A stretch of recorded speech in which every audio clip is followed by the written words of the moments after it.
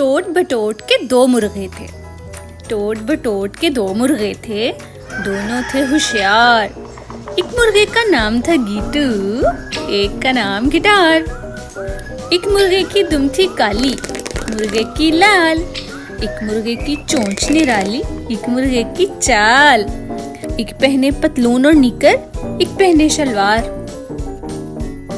एक पहने अंग्रेजी टोपी, एक पहने दस्तार। दोनों एक दिन शहर को निकले,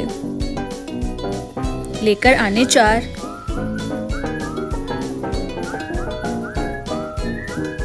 पहले सब्जी मंडी पहुंचे, फिर लंडे बाजार। एक होटल में अंडे खाए, एक होटल में पाए, एक होटल में सोडा वाटर, एक होटल में चाय। पेट में जो ही रोटी उतरी, मुर्गे होश में आए। एक बोला मैं बॉस बहादुर, तू है निरा बटेर। एक बोला मैं लगड़ बगेला, एक बोला मैं शेर। दोनों में फिर हुई लड़ाई, ठी ठी ठू ठू था। दोनों ने की हाथापाई, ही हु हा। एक मुर्गे ने सीख उठाई, एक मुर्गे ने डांग। एक के दोनों पंजे टूटे, एक की टूटी टांग।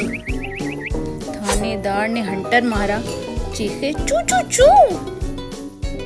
टोट बटोट ने गले लगाया, बोले कुकड़ू कू।